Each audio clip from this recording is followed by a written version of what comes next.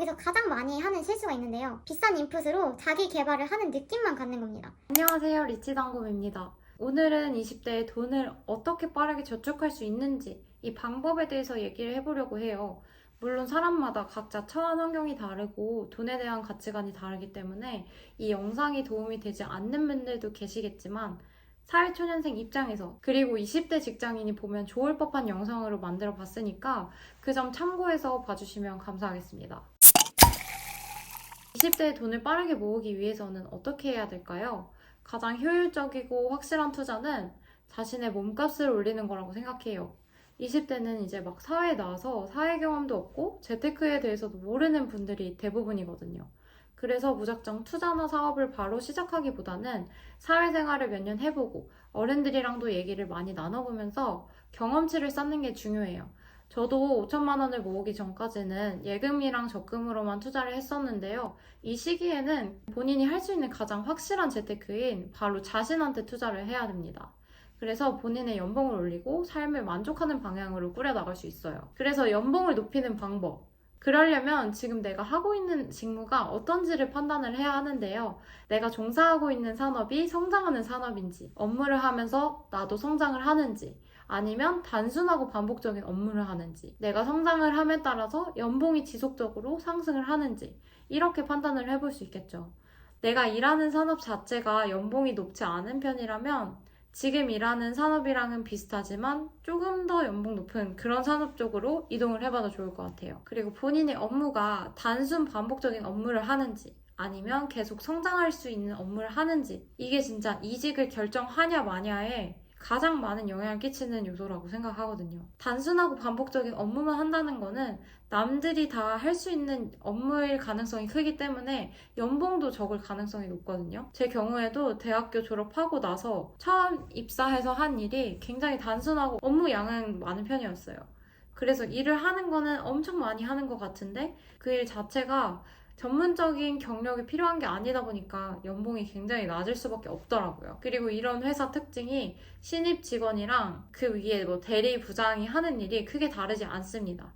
그래서 연봉도 그렇게 차이가 많이 나지 않아요. 그래서 이런 회사에 다니고 계신 분들은 계속 성장할 수 있는 업무를 하면서 연봉도 상승하는 회사로 이직을 고려해 보시는 게 좋을 것 같습니다. 요즘에는 본인이 일하고 있는 분야에 있는 다른 사람들을 쉽게 만나볼 수 있잖아요. 제 경우에는 링크드인 들어가서 비슷한 산업 종사하는 분들의 프로필을 찾아보면서 이 사람들은 같은 산업 분야에서 일을 하면서 이런 커리어를 가지고 이렇게 살고 있구나 하면서 많이 알아봤던 것 같아요. 중요한 건 우리 회사뿐만 아니라 회사 밖, 그리고 가능하다면 우리나라 밖으로도 세상을 보는 눈을 넓혀야만 내가 성장할 수 있더라고요. 그렇게 해서 내가 가고 싶은 회사들의 공고도 찾아보고 그 채용 공고에 나온 여러 가지 우대 조건이나 자격 사항 같은 거를 찾아서 그거를 이제 준비해 나가면 되는 겁니다. 20대 분들의 경우에는 시간이 굉장히 많고 성장할 수 있는 가능성이 많은 사람들이기 때문에 당장의 투자나 단기적인 목표가 아니라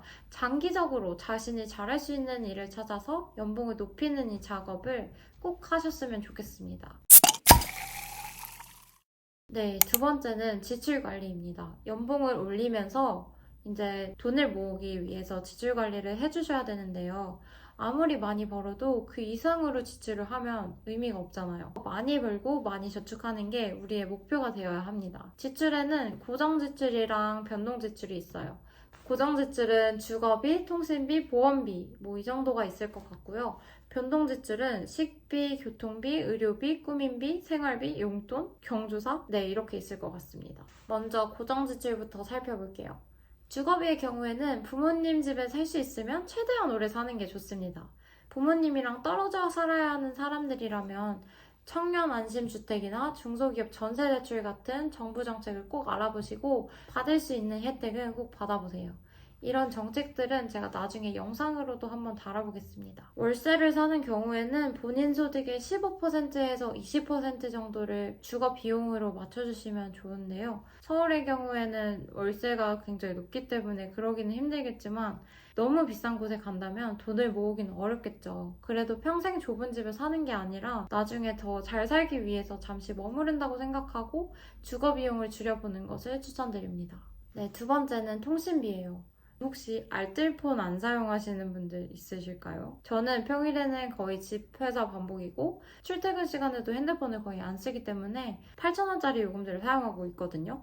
근데 이거 딱히 불편하지 않더라고요. 어플 다운받아서 바꿔보시는 거 추천드립니다. 세 번째는 보험비예요. 보험비가 가장 어려울 것 같은데 저도 보험에 대해서 잘 몰랐고 너무 알고 싶어서 보험 설계사 자격증도 취득을 했지만 저는 특별한 가족력이 없어서 아직까지는 실손보험 하나만 가지고 있고 다른 보험은 들지 않고 있습니다. 보험료가 너무 과도하게 나간다면 리모델링 해볼 필요가 있을 것 같아요. 월급의 한 5% 정도가 적당한 비율이라고 하니까 그거 맞춰서 보험 정리해주시면 좋을 것 같습니다. 그 다음 변동지출을 얘기를 해볼게요. 변동지출 중에 가장 큰 게 식비거든요. 월급이 적을수록 줄일 수 있는 게 진짜 식비밖에 없습니다. 그래서 저는 일주일치 장을 보고 장바온 식재료들을 포스트잇에 적어서 냉장고에 붙였어요. 그래서 뭘 샀는지 까먹지 않고 그 식자재를 해치우는 식으로 음식을 해 먹었었거든요. 근데 사실 혼자 살게 되면은 집에서 밥 해 먹는 것 자체가 힘든 부분이고 너무 집밥만 먹다 보면 좀 맛있는 거 먹고 싶어질 때가 많거든요. 그래서 제가 활용하는 게 블로그 체험단입니다. 남자친구나 친구랑 같이 블로그를 개설해서 외식 비용 줄여볼 수 있으니까 꼭 한 번만 이용해보세요. 그리고 두 번째는 교통비가 있겠죠. 교통비는 사실 저희가 줄일 수 있는 방법이 없을 것 같아요. 그래서 지하철 정기권이나 KPS 같은 이런 할인 혜택은 무조건 받아주시고요. 신용카드나 체크카드로 충전해서 사용하거나 후불 교통카드를 사용하면은 소득공제를 따로 신청할 필요는 없지만 만약에 내가 현금으로 충전을 해서 사용하고 있다. 이 경우에는 교통카드를 반드시 홈택스에 등록을 해서 소득공제 혜택을 받아주셔야 합니다. 세 번째는 기타 비용이 있어요. 헤어나 의류 같은 꾸민 비용이나 친구들 만나는 비용, 경조사비 등이 있겠죠. 돈을 모으기 위해서는 저는 쓸데없는 비용은 지출하지 않는 게 가장 효율적이라고 생각하는 편입니다. 그래서 저는 가능하면 염색이나 파마는 안 하려고 해요. 안 한 지 5년 넘은 것 같아요. 그냥 드라이기 좋은 거 사서 머릿결이 덜 손상되게 관리하고 블로그 체험단을 이용해가지고 주기적으로 클리닉을 받는 정도로만 관리를 해주고 있습니다. 솔직히 이 정도로만 관리해도 굉장히 정돈된 모습으로 다닐 수 있는 것 같아요. 의류 같은 경우에는 유행하는 스타일의 옷을 사기보다는 베이직하고 재질이 좋지만 너무 비싸지 않은 옷을 사서 오래 입고 있습니다. 남들한테 부자처럼 보이는 게 중요한 게 아니라 본인 스스로 정돈되고 멀끔하다는 느낌을 줄 수 있을 정도로만 관리를 해주시면 괜찮을 것 같습니다. 그리고 친구들이랑은 잘 안 만나고요. 만날 때는 블로그 체험단을 이용하고 있습니다. 경조사는 월급에서 매달 10만 원씩 빼두고 필요할 때마다 거기서 빼서 쓰고 있어요. 네 번째는 그럼에도 불구하고 써야 하는 비용입니다. 이 비용을 얘기해보자면 저한테 있어서는 자기 개발 비용이에요. 저는 20대 때는 무엇보다 본인에게 투자를 하고 다양한 경험을 해봐야 한다고 생각하거든요. 여기서 말하는 다양한 경험은 여행을 가서 소비를 한다는 게 아니고 뭐 본인이 안 해봤던 일을 해본다든지 아니면 본업 이외에 부업을 해보면서 경험을 쌓는 거를 의미를 해요. 여기서 가장 많이 하는 실수가 있는데요. 비싼 인풋으로 자기 개발을 하는 느낌만 갖는 겁니다.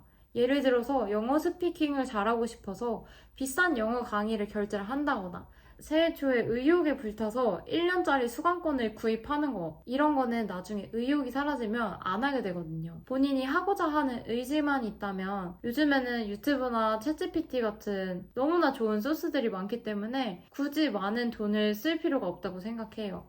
그래서 저는 그런 데에 비용을 투자하기보다는 내가 직접 할 수 있는 경험, 그 경험에 쓰는 비용에 돈을 써야 한다고 생각하거든요. 예를 들어서 다시 영어로 얘기를 해보자면 화상 영어 회화 프로그램인 캠블리를 결제를 해서 직접 영어로 말할 수 있는 기회를 갖는다거나 아니면 진짜 외국인 친구를 만나서 점심 먹고 같이 카페 가서 쓰는 비용들 이런 거에 돈을 써보는 거죠. 우리는 자기 개발하는 느낌을 내는 게 아니라 진짜 자기 개발을 해야 하니까요. 네, 오늘은 이렇게 20대에 돈을 빠르게 모으기 위해서 해봐야 하는 것들에 대해서 얘기를 했는데요. 20대에는 여러 가지 경험을 해보고 자신의 강점을 찾아내면서 장기적인 안목을 가지는 게 삶의 전반적인 발전에 크게 도움이 된다고 생각해요. 그리고 이렇게 스스로 방향을 주도적으로 결정하는 자세가 결국은 더 큰 성공과 만족으로 이어지더라고요. 네, 오늘 영상은 여기까지고요. 오늘 영상이 도움이 되셨다면 구독, 좋아요, 알림 설정 꼭 부탁드릴게요. 그러면 다음에도 더 좋은 영상으로 찾아뵙도록 하겠습니다. 다음에 봐요. 안녕!